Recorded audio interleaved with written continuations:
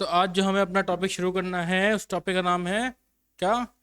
Final goods और intermediate goods. ये दो टर्म्स होते हैं हमारे। इस दो टर्म्स का मीनिंग क्या हम ये पढ़ेंगे।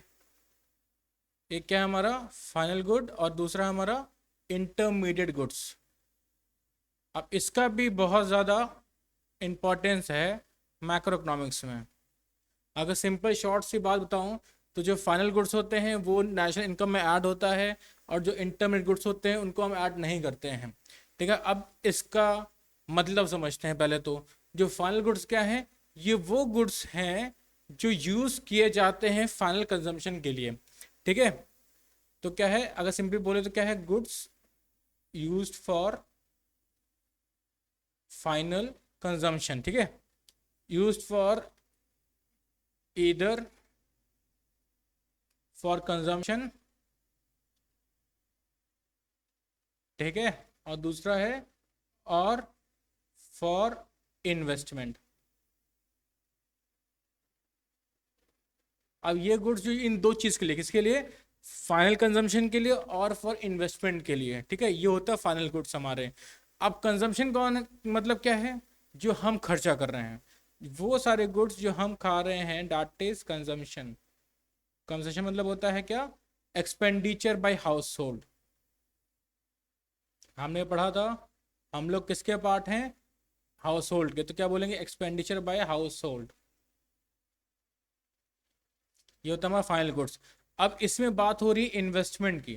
तो बेटा इन्वेस्टमेंट क्या है, इन्वेस्टमेंट मतलब होता है एक्सपेंडिचर प्रोड्यूसर्स, वो सारे खर्चे जो प्रोड्यूसर करते हैं वो क्या है हमारा, इन्वेस्टमेंट है। ठीक है, तो investment producers are final goods. For example एक मशीनरी है, अगर कोई मशीनरी कोई प्रोड्यूसर यूज कर रहा है कोई गुड्स बनाने के लिए, तो जो मशीनरी है उस प्रोड्यूसर के पॉइंट से क्या है, इन्वेस्टमेंट है। और जो इन्वेस्टमेंट होता है वो पार्ट होता है किसका, फिक्स्ड, सॉरी क्या, फाइनल गुड्स का। क्लियर। अब तो सिंपल सी बात करेंगे, जो भी एक्सपेंडिचर हो रहा है हमारे किसके ऊपर, एक्सपेंडिचर ऑन फाइनल गुड्स, ये क्या कहलाएगा, फाइनल गुड्स। ठीक है, एक्सपेंडिचर ऑन फाइनल गुड्स, सारे खर्चा जो भी खर्चा हम कर रहे हैं। एग्जाम्पल, अब जो टोटल क्या होता है, इसका वैल्यू क्या है, टोटल इसका टोटल वैल्यू होता है कंजम्पशन एक्सपेंडिचर। इसका फॉर्मूला है consumption expenditure plus investment expenditure. ठीक है, ये होता है हमारा फाइनल गुड्स। अब दूसरा आता है हमारा क्या, दूसरा हमारा आता है इंटरमीडिएट गुड्स। तो क्या होते हैं, गुड्स विच आर इधर यूज फॉर प्रोडक्शन। ठीक है, ये मतलब सिंपल सी बात है, रिसेल के लिए और प्रोडक्शन के लिए, उसको हम बोलते हैं इंटरमीडिएट गुड्स। तो बोलेंगे goods which are used for either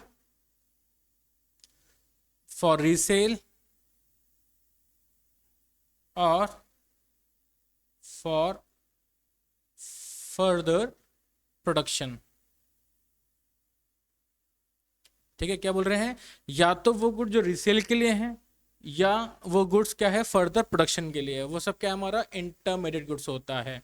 for example, मैं मशीनरी ले रहा हूँ अपने बिजनेस में, पर वो जो मशीनरी है वो मैं किसी और को बेचने के लिए ले रहा हूँ, तो वो मेरा इंटरमीडिएट गुड्स कहलाएगा। ठीक है, फॉर एग्जाम्पल मान लो वीट है। ठीक है, वीट है, वीट फैक्ट्री में आई। ठीक, अब मैंने इससे क्या बनाया, इससे बनाया फ्लो, मैंने आटा बनाया। तो बेटा ये जो मेरा लिए है ये इंटरमीडिएट गुड्स का पार्ट हो जाएगा। ठीक, और ये जो फ्लोर है ये मेरा फाइनल गुड्स होगा। अभी समझाऊंगा कंसेप्ट और भी। ठीक है, आप सुनो। अब intermediate goods are purchase by one production unit from another production unit. मतलब कि अब देखो, जो ये इंटरमीडिएट गुड्स होता है कौन परचेज करता है, purchased bye one production unit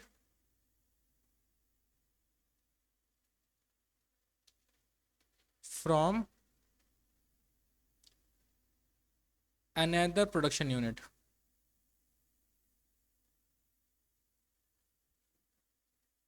ठीक है, इसको हम बोलेंगे इंटरमीडिएट गुड्स। अब सुनो ध्यान से, अब ये जो गुड्स होते हैं, जो इंटरमीडिएट गुड्स होते हैं, ये गुड्स हमेशा प्रोडक्शन बाउंड्री के अंदर होते हैं। ठीक है, क्या बोल रहे हैं हम, जितने भी ये गुड्स हैं remains within the production boundaries। ये इंपॉर्टेंट इसलिए है क्योंकि बेटा ये हर एक पॉइंट का क्वेश्चन बनता है, एग्जाम के पॉइंट ऑफ व्यू से बात कर रहा हूँ मैं। ये हमेशा क्या है, ये प्रोडक्शन बाउंड्रीज के अंदर रहता है। अब एक और चीज़ याद रखना, जितने, ठीक है, all purchase by one production unit from other production unit are not intermediate goods. ज़रूरी नहीं है कि जितने भी गुड्स हम प्रोडक्शन यूनिट से खरीद रहे हैं वो सारे हमारे क्या हो, हमारे इंटरमीडिएट गुड्स हो। सपोज करो कि एक कंपनी है जो मशीनरी बनाती है, ठीक है, एक कंपनी है जो मशीनरी बना रही है। कौन सी मशीनरी बना रही है, शू मेकिंग, ठीक है, जो जूते बनाने में हेल्प करती है वो मशीन बना रही है, ठीक है, वो कंपनी बना रही है। अब क्या हुआ, इसको एक मैन्युफैक्चर ले लिया, क्या किया, मैन्युफैक्चर ने खरीदा उसको। क्यों खरीदा, जिससे वो शूज बना पाए। तो अब यही जो मशीनरी, इस मैन्युफैक्चर क्या हो गया, इस मैन्युफैक्चर के लिए हो गया ये इन्वेस्टमेंट हो गया, ठीक है, इसके लिए इन्वेस्टमेंट हो गया, या फिर बोल दो फाइनल गुड्स हो गया इसके लिए, इसके लिए फाइनल गुड्स हो गया, ठीक। पर इस प्रोडक्शन यूनिट के लिए क्या हो गया, ये रीसेल करने के लिए है, तो इसके लिए क्या हो गया, ये इंटरमीडिएट गुड्स हो गया, ये बेच रहा है, ठीक है। ये वाला एक यूनिट ये है, मान लो यूनिट 1 थी ये, और ये हमारी यूनिट 2 है, ठीक है। जरूरी नहीं होता है जितने भी गुड्स एक प्रोडक्शन यूनिट से दूसरे प्रोडक्शन यूनिट में आ जाए वो हमेशा इंटरमीडिएट गुड्स जरूरी नहीं है, ठीक है। ये कंसेप्ट बताया बस, ठीक है। और ये जो इंटरमीडिएट गुड्स होते हैं वो हमेशा प्रोडक्शन बाउंड्रीज के अंदर होते हैं। अभी मैं बताऊंगा प्रोडक्शन बाउंड्रीज क्या होता है, ठीक है। इसके एग्जाम्पल्स और मान एक और बता देता हूँ। मान लो बिल्डिंग, जो बिल्डिंग है, ठीक है, ये भी हमारा क्या है, एक इन्वेस्टमेंट है, तो हमारे फाइनल गुड्स था बिल्डिंग, ठीक है। अब सुनो अगला कंसेप्ट। अब मैंने बात किया प्रोडक्शन बाउंड्री की, तो ये प्रोडक्शन बाउंड्री आखिर होता क्या है, प्रोडक्शन बाउंड्री क्या होती है। तो प्रोडक्शन बाउंड्री वो बाउंड्री है, वो उसकी बात को लाइन में बात कर रहे हैं जहां पे गुड्स बन रहे हैं। तो सिंपल बनाएंगे, इसका मतलब क्या है, line around the productive sector.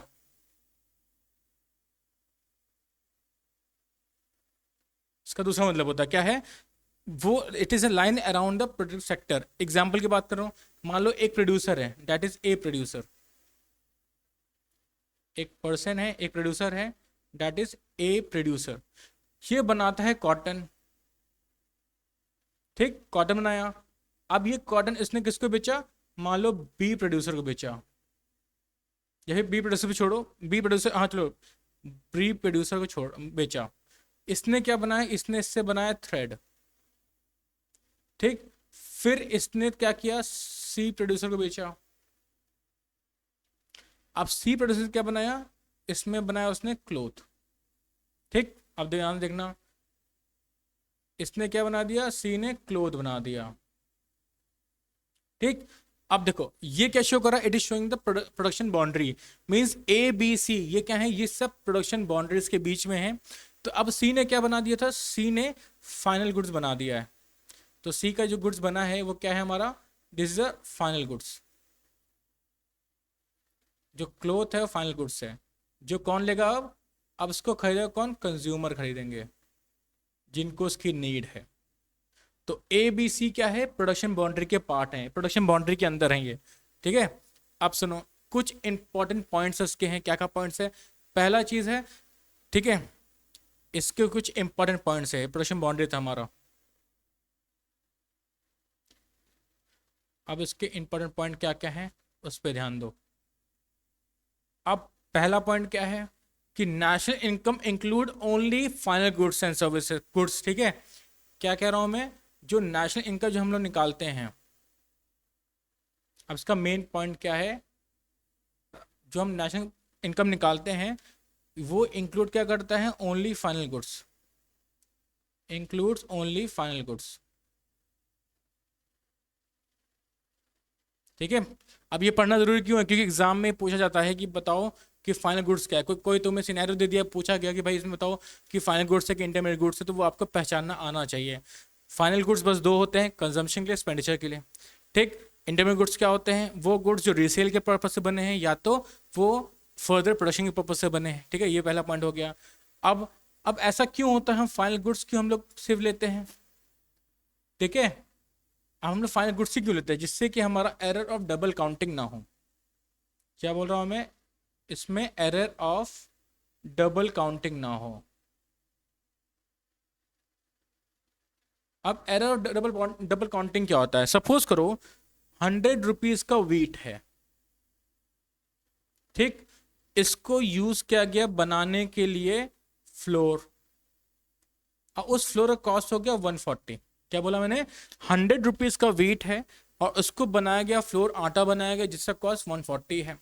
तो देखो ये जो वीट है ये हमारा हो गया इंटरमीडिएट गुड्स, ये हमारा इंटरमीडिएट गुड्स हो गया, और ये जो हमारा हो गया ये हो गया हमारा फाइनल गुड्स। तो इसमें हम दोनों को नहीं ऐड करेंगे, हमने 100 + 140 नहीं करना है, हमें क्या करना है, हमें सिर्फ 140 लेना है, हमें 100 + 40 नहीं करना है, क्योंकि इससे एरर ऑफ डबल काउंटिंग होती है। यही हमारा एरर ऑफ डबल काउंटिंग कहलाता है। ठीक है, हम दो बार ऐड कर देंगे, 240 कर देंगे, जो कि गलत होता है, क्योंकि फ्लोर में ऑलरेडी 140 हो रखा है, डेट मीन्स 100 रुपीज का प्राइस 140 में एडेड हो रखा है, तो उसके लिए हम सिर्फ फाइनल गुड्स एंड सर्विस लेते हैं, हम वीट को इंक्लूड नहीं करेंगे। क्लियर। अब सुनो नेक्स्ट पॉइंट। नेक्स्ट पॉइंट हमारा बोलता है कि फाइनल गुड्स में be transform during the consumption. ठीक है, अब सुनो, अब क्या बोला मैंने, फाइनल गुड्स में बी ट्रांसफॉर्म्ड, ठीक, ड्यूरिंग कंजम्पशन, कंजम्पशन। ठीक, एग्जाम्पल तौर पे अब मैंने क्या बोला, जो फ्लोर है हमारा क्या है, ये फाइनल गुड्स है। अब इस फाइनल गुड्स को हमने क्या बनाया, हमने मान लो इसको बनाया ब्रेड में, हमने इसको ब्रेड में बनाया। तो ये क्या बोल रहा है कि जो हमारे जो फाइनल गुड्स होते हैं वो कंजम्पशन के वक्त चेंज हो जाते हैं। मतलब हमने फ्लोर से रोटी बना दी, कुछ भी बना दिया, अदर थिंग्स बना दिए, वो सारे क्या होते हैं, वो सारे हमारे फाइनल गुड्स का पार्ट होता है। तो इसमें कंफ्यूज मत होना, अगर ड्यूरिंग द कंजम्पशन कोई चीज़ चेंज हो रही है, ठीक है, ट्रांसफॉर्म हो रही है, तो वो इसका पार्ट, वो इंटरमीडिएट गुड्स का पार्ट नहीं होगा, वो फाइनल गुड्स में काउंट किया जाएगा। अब थर्ड पॉइंट, तो थर्ड पॉइंट क्या बोलता है कि goods used up in the same year are intermediate goods. क्या बोल रहा हूं, अगर जो गुड्स जो एक साल के अंदर यूज हो जाए दैट इज इंटरमीडिएट गुड्स। तो क्या बोला हमने, goods which are used in same year are intermediate goods. ठीक है, इसको क्या बोलेंगे हम, इंटरमीडिएट गुड्स। अब इसका मतलब क्या है, सपोज करो कि हमारे पास 7 टन्स ऑफ कोल है। क्या बोल रहा हूँ मैं, 7 टन्स ऑफ कोल है हमारे पास। ठीक, अब इसमें से सिर्फ 5 टन यूज हुआ। क्या बोल रहा हूं मैं, सिर्फ 5 टन यूज हुआ, तो ये हमारा हो गया इंटरमीडिएट गुड्स हो गया।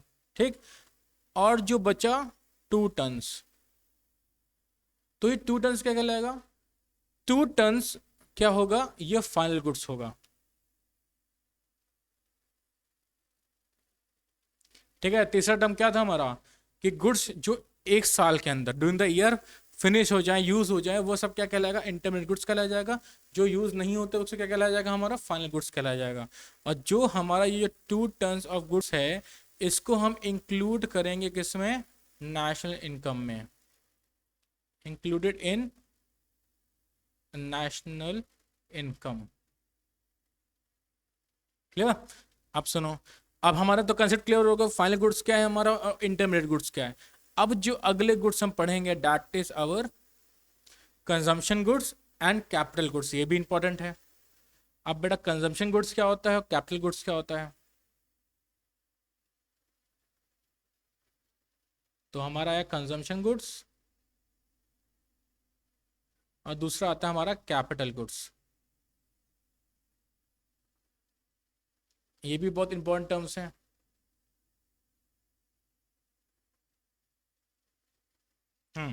नो, अब कंजम्पशन गुड्स क्या होते हैं?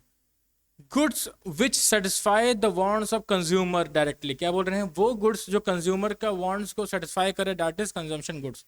ठीक है, सिंपली कैसे डिफाइन, क्या डिफाइन करेंगे हम? Goods which satisfy human wants directly.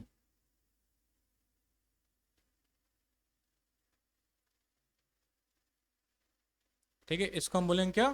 Consumption goods बोलेंगे। अब कंजम्पशन गुड्स के बहुत से पार्ट्स होते हैं, तो उसके क्या क्या पार्ट्स हैं? तो बेटा जो पहला पार्ट है that is durable goods. Example के तौर पे टेलीविजन, रेफ्रिजरेटर। ठीक है, ये सब क्या है? हाँ, ये गुड्स के टाइप्स हैं। मतलब कंजम्पशन गुड्स क्या क्या हो सकते हैं? एक तो ड्यूरेबल गुड्स हो गया, दूसरा हो गया हमारा सेमी ड्यूरेबल गुड्स, दूसरा हो गया हमारा सेमी ड्यूरेबल गुड्स,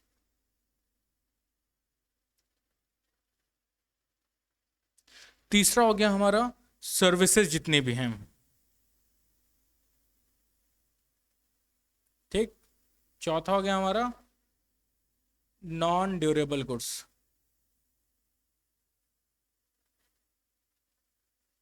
ये चार इसके टाइप्स है कंज्यूमर कंजम्पशन गुड्स के।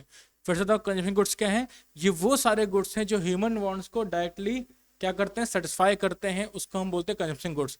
अब वर्ड आता है कैपिटल गुड्स। क्या होता है? Goods which help in production of other goods and services. क्या बोल रहा हूं मैं? वो गुड्स जो दूसरे गुड्स को बनाने में हेल्प करें। Goods which helps to produce other goods and services, other goods and services. तो इसको हम क्या बोलेंगे? कैपिटल गुड्स बोलेंगे। ठीक है, अब क्या क्या हो सकते हैं तरीके? सुनो, देखो इस क्या क्या फीचर्स हैं। तो जो उसका फीचर्स है, पहला है life for several years. Life for several years मतलब एक मशीनरी है, उस मशीनरी का एक साल का काम नहीं होता, उसका मल्टीपल ईयर्स होते हैं। 5 ईयर्स, 4 ईयर्स, 6 ईयर, 10 ईयर्स। ठीक है, तो लाइफ उसका क्या होता है? सेवरल ईयर्स की होती है, कैपिटल गुड्स बोलेंगे हम। दूसरा होता है डू नॉट मर्ज और नीड रिप्लेसमेंट। मतलब सेम मशीनरी की पॉइंट से सोचो तो उसकी बात करेंगे हम। क्या बोलेंगे? डू नॉट मर्ज और need repair and maintenance, repair and maintenance. ठीक, ये ध्यान रखना। तीसरा क्या होता है? डिराइव डिमांड होती है ये। ठीक है, डिराइव डिमांड मतलब कि अगर आपको कोई चीज़ प्रोड्यूस करना है, मान लो हमें शूज़ प्रोड्यूस करना है, तो शूज़ के लिए हमें मशीनरी चाहिए होगी, तो machinery as a part of capital goods, तो उसको कैपिटल गुड्स बोलेंगे हम। ठीक, थर्ड होता है ड्यूरेबल यूज यूज। अब सुनो, अब मान लो रेफ्रिजरेटर है, रेफ्रिजरेटर एक जनरल स्टोर पर रखा है जिसमें कोल्ड ड्रिंक्स रखी है, तो उसके लिए जो रेफ्रिजरेटर है दैट इज क्या हुआ? कैपिटल गुड्स हुआ। अगर वही गुड्स हमारे पास हमारे घर में रखा हुआ है, रेफ्रिजरेटर है, तो हमारा वो फाइनल गुड्स होता है। तो क्या बोला?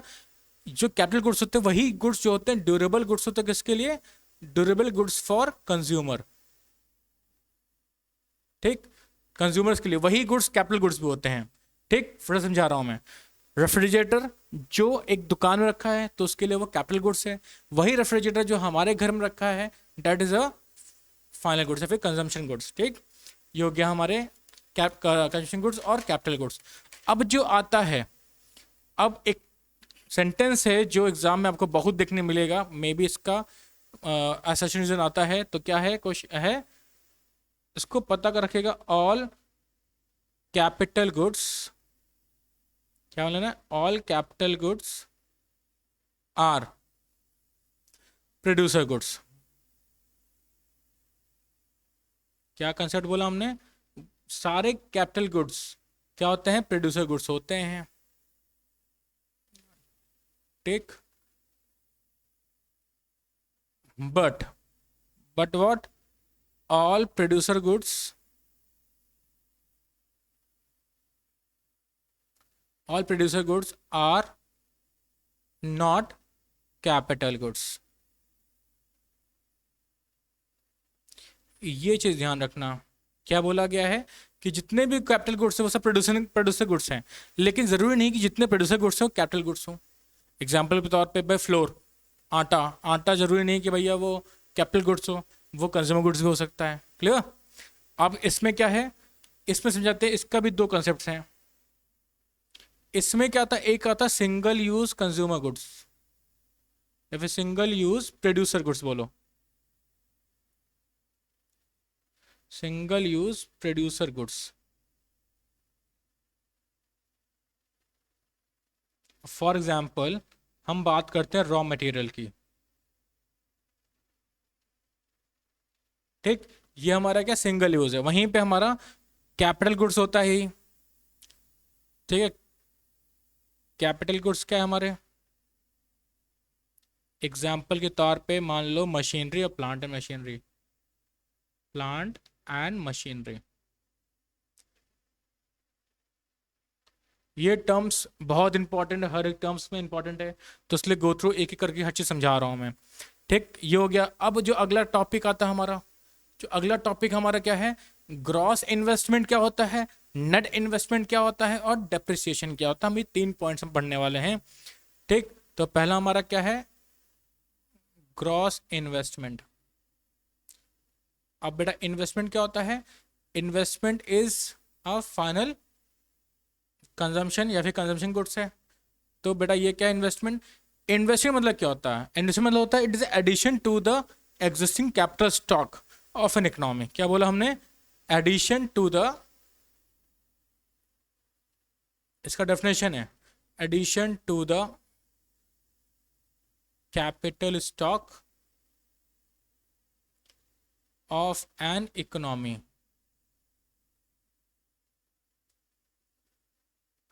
ठीक है। दूसरा एग्जाम्पल की बात करें, construction of building, addition in inventories of goods. ठीक है, एग्जाम्पल क्या है इसका? इसका एग्जाम्पल है क्या? Construction of building, construction of building. जो भी बिल्डिंग हम बनाते हैं या फिर कोई हाईवेज बना रहे हैं, कुछ भी बन रहा है, जो भी इंफ्रास्ट्रक्चर की बात करें वो सब इसका पार्ट होता है। दूसरा, ठीक है, दूसरा हमारा है इन्वेस्टमेंट इन कैप इन अ गुड्स,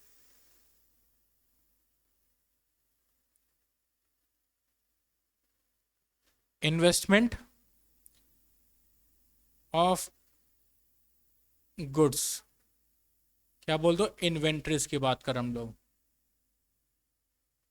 ठीक है, ये सब क्या होता है? ग्रॉस इन्वेस्टमेंट होता है। अब याद रखना, इसको अगर सिंपल फॉर्म में डिफाइन करना है तो क्या बोलेंगे हम इसको? अब यहाँ पे ग्रॉस बोला है तो ग्रॉस मतलब होता है इसमें डेप्रिसिएशन एडेड है। अभी हम बताएंगे डेप्रिसिएशन होता क्या है। Now it is a stock of capital goods, it is a stock of capital goods before allowance for depreciation. मतलब डेप्रिसिएशन निकालने से पहले जो स्टॉक की वैल्यू है that is gross investment. Total investment की बात करते हैं, मतलब मशीनरी है, मशीनरी की टोटल वैल्यू की बात कर रहे हैं हम लोग, उस पर भी हमने डेप्रिसिएशन हटाया नहीं है। ठीक है, उसको हम क्या बोलते हैं? ग्रॉस इन्वेस्टमेंट बोलते हैं। अब दूसरा टर्म जो आता है that is our net investment. अब बेटा नेट इन्वेस्टमेंट क्या होता है? Net investment simple gross investment में से आप अगर डेप्रिसिएशन को हटाते हो तो क्या बनता है? नेट इन्वेस्टमेंट बनता है। तो क्या बोलेंगे?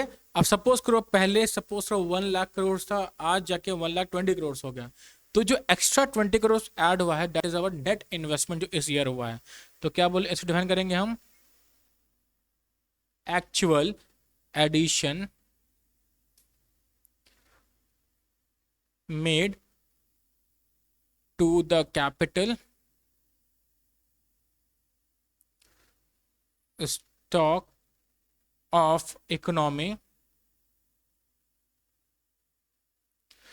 इन अ गिवन पीरियड। क्या बोला गया? ये एक्चुअल वैल्यू ऐड हुआ है in a given period is known as net investment. तो इसको निकालने का फॉर्मूला क्या होता है? So net investment equals to gross investment minus depreciation. ठीक है, क्या बोला हमने? ग्रॉस इन्वेस्टमेंट डिप्रिसिएशन हटा दो तो आपका नेट इन्वेस्टमेंट निकल आता है। ठीक है, अब एक और चीज बताते हैं। अब जो ग्रॉस इन्वेस्टमेंट था, ठीक है, इसमें क्या क्या इंक्लूड होता है? इसमें इंक्लूड होता है हमारा फिक्स्ड एसेट,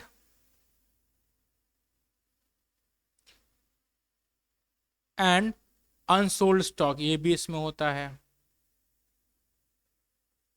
ठीक है, ग्रॉस इन्वेस्टमेंट है। वहीं पे अगर हम बात करें यहाँ पे, ठीक है, यहाँ बात करें हम डेप्रिसिएशन की, तो बेटा डेप्रिसिएशन क्या होता है? डेप्रिसिएशन मतलब होता है it is a consumption of fix asset. आपने पिछले वर्ष को पढ़ा था कंजम्पशन ऑफ फिक्स्ड एसेट। अब ये क्यों कंज्यूम हो रहा है? क्योंकि देखो भाई, अगर आपका एसेट यूज होगा, कोई मशीनरी अगर यूज होगी, तो due to wear and tear उसकी वैल्यू घटती है, और जो वैल्यू घट रही है वो वैल्यू को हम बोलते हैं डेप्रिसिएशन। तो इसलिए बोला गया इसको कंजम्पशन ऑफ फिक्स्ड एसेट। अब सुनो, जरूरी नहीं कि वियर एंड टीयर की वजह से हो। ठीक है, दो रीजन होते हैं इसके डेप्रिसिएशन के। ठीक है, अगर हम बात करें रीजंस की, इसके दो रीजंस होते हैं। तो पहला रीजन होता है क्या? Due to wear and tear.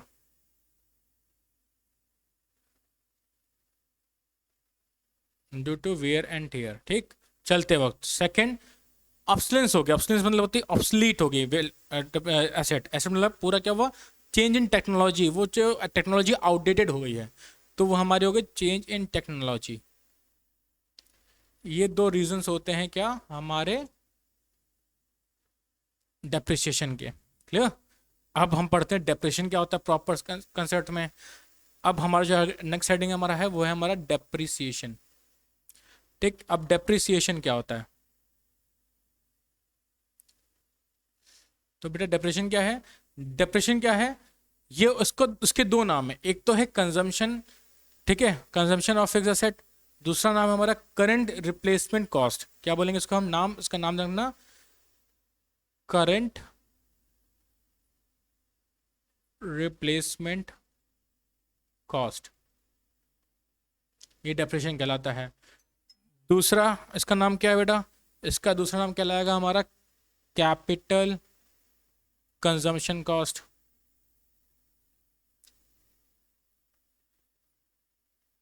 ठीक है, कुछ टर्म्स है जिसको हम बोलते हैं, इसको हम रेफर करते हैं, वो टर्म्स की बात करें। दूसरा है replacement cost of fix asset.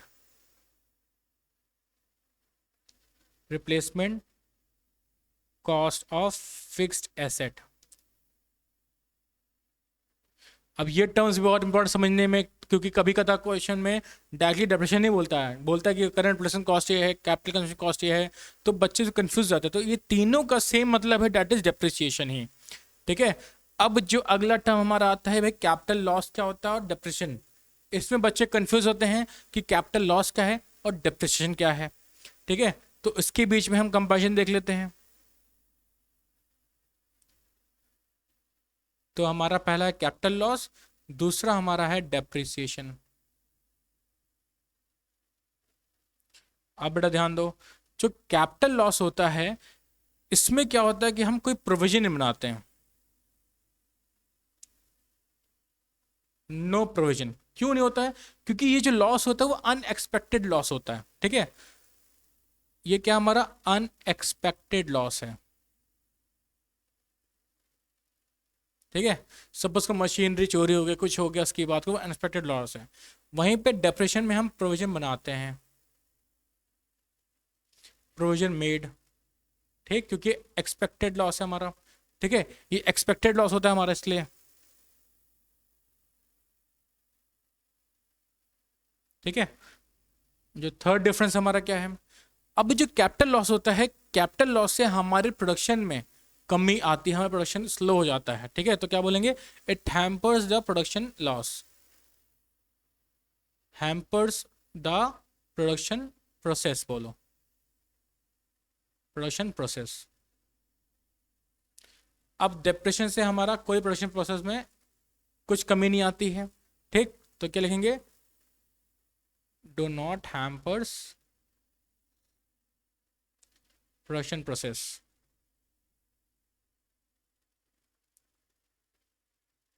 Clear, ये दो, इन दोनों का डिफरेंस है, कैपिटल लॉस और डिप्रेशन का डिफरेंस है, ठीक है। इसमें कन्फ्यूजन मत होना, ये सिंपल सा चीज है, ठीक है। नाउ अब इसके बाद जो टर्म आता है हमारा, वो टर्म है हमारा नेट इनडायरेक्ट टैक्सेस। अब नेट इनडायरेक्ट टैक्सेस क्या होते हैं, हम वो पढ़ेंगे।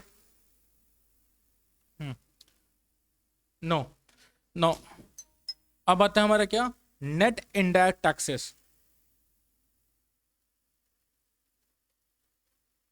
अब ये टर्म्स क्यों जरूरी है, क्योंकि अगला चैप्टर में आप ये टर्म्स नहीं पढ़ोगे, आप इस टर्म्स के यूज पढ़ोगे, वहां पे टर्म्स कैसे यूज हो रहे हैं। तो हम यहाँ पे हर एक टर्म को कवर कर रहे हैं, हर एक टर्म का मतलब क्या है।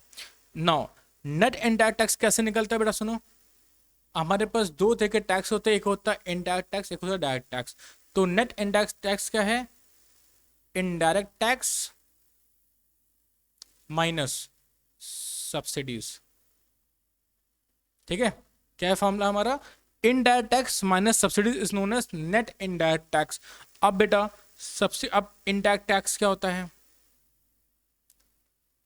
अब इनडायरेक्ट टैक्स क्या होता है, वो टैक्स होते हैं जो इंपोज किए जाते हैं, ठीक है। क्या बोलेंगे, इंपोज्ड बाय गवर्नमेंट, किस पे होते हैं बेटा, on production and sales of goods and services. किस पे, government on production and sales of goods and services. हम बात करते हैं इसमें किसकी, जीएसटी की। तो जीएसटी हमारा एग्जांपल है इनडायरेक्ट टैक्स का। क्लियर, ये क्या है, it is always imposed by the government on production and the sale of goods and services.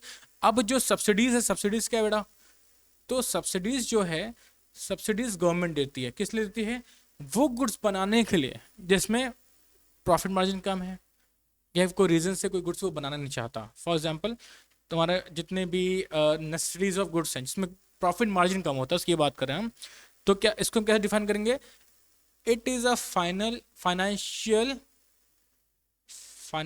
Assistance. क्या ये, it is a financial assistance provided by the government. कौन देता है ये गवर्नमेंट देती है, provided by the government to fulfil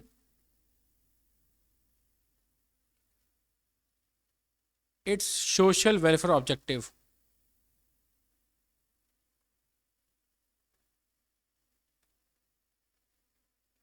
ठीक है, एग्जाम्पल के तौर पे हम अपनी बात करें, एज अ हाउस होल्ड की बात करें, अगर आप एलपीजी लेते हो, एलपीजी की जो गैस होती है हमारी सिलेंडर्स, वो लेते हो तो उस पर हमें सब्सिडी मिलती है। क्यों मिलती है, क्योंकि भाई गवर्नमेंट लगता है, गवर्नमेंट वो क्या है हमारे साथ सोशल ऑब्जेक्टिव फुलफिल करे अपना, कि गवर्नमेंट उसके थ्रू हमें हेल्प करे, सब्सिडीज के थ्रू।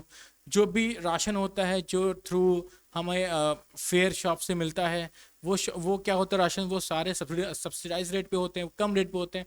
गवर्नमेंट क्यों कर रही है, जिससे कि हर एक पर्सन उसको खरीद पाए, उससे उसको अवेल कर पाए, तो वो होता है हमारा सब्सिडीज। तो सिंपल नेट इनडायरेक्ट टैक्स क्या होता है, इनडायरेक्ट टैक्स माइनस सब्सिडीज, ठीक है। ये हमारा नेट इनडायरेक्ट टैक्स का मतलब है। अब जो अगला टॉपिक आता है हमारा, आता है बेटा फैक्टर कॉस्ट और मार्केट प्राइस क्या होता है, ठीक है। फैक्टर कॉस्ट और मार्केट प्राइस, ये भी बहुत इंपॉर्टेंट टॉपिक, सारे इंपॉर्टेंट जो हम पढ़ रहे सब इंपॉर्टेंट चल रहा है अभी। जो अगला चैप्टर होगा पूरा इससे फील्ड है। अब आता है बेटा फैक्टर कॉस्ट क्या होता है। अब ये फैक्टर कॉस्ट क्या है, फैक्टर कॉस्ट क्या है, amount paid to the factors of production. क्या बोला मैं पढ़ा था शुरुआत में, ये क्या है cost, amount paid to the factors of production. ठीक है, किस लिए पे करते हैं हम? For their contribution in production process. किस लिए करेंगे हम लोग? For their contribution to production process.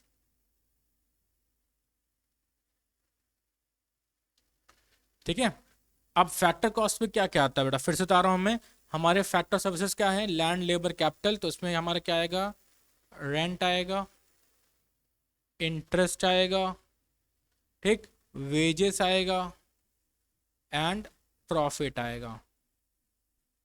ये सारे क्या हैं? These are called the factor cost. ठीक है, अब बेटा इसी में आता है वर्ड मार्केट प्राइस। अब दूसरा क्या आता है वर्ड हमारा? वर्ड आता है हमारा मार्केट प्राइस। अब बेटा ये मार्केट प्राइस क्या होता है? सिंपल सी बात है, ये क्या है? ये मार्केट प्राइस जो है कॉस्ट ऑफ गुड्स होता है। सिंपल सी बात करें, ये वो पैसा है, मार्केट प्राइस ये वो पैसा है जो हम पे करते हैं गुड्स एंड सर्विसेज के लिए। तो सिंपल बोलेंगे प्राइस एट विच, ठीक है, price at which products are actually sold. क्या है? Actually sold in the market. ठीक है, ये वो पैसा है जो मार्केट में सोल्ड किए जा रहे हैं। अब बेटा, अब फैक्टर कॉस्ट और मार्केट में रिलेशन क्या है वो पढ़ना है हमें। तो बेटा जो, अब देखो, ये जो फैक्टर कॉस्ट है और जो मार्केट प्राइस है, इसमें रिलेशन क्या है? तो बेटा जब आपको फैक्टर कॉस्ट से मार्केट प्राइस निकालना है, क्या बोल रहा हूं मैं? फैक्टर कॉस्ट से मार्केट प्राइस निकालना है, तो आपको इसमें NIT ऐड करना हो। NIT मतलब नेट इनडायरेक्ट टैक्स। इसका दूसरा शॉर्ट फॉर्म होता है हमारा NIT, नेट इनडायरेक्ट टैक्स हमें ऐड करना है। वहीं पे अगर मार्केट प्राइस से आपको फैक्टर कॉस्ट करना है तो उसे हमें लेस करना होगा NIT। ठीक है, ये रिलेशन होता है दोनों का। क्लियर? ठीक, अब आज के लिए हम इतना ही करेंगे। कल जो हमारा कंसेप्ट होगा वो होगा हमारा net factor income from abroad वाला। वो भी छोटा सा कंसेप्ट है। कल हमारा ये चैप्टर का थ्योरीज फिनिश हो जाएगी, फिर इसके बाद हम कुछ न्यूमेरिकल क्वेश्चन, न्यूमेरिकल नहीं, एक क्वेश्चन करेंगे जिसमें आपका माइंड और क्लियर होगा। क्लियर? आज के लिए बस इतना ही, बाकी हम नेक्स्ट क्लास में करेंगे। अभी डाउट सेशन।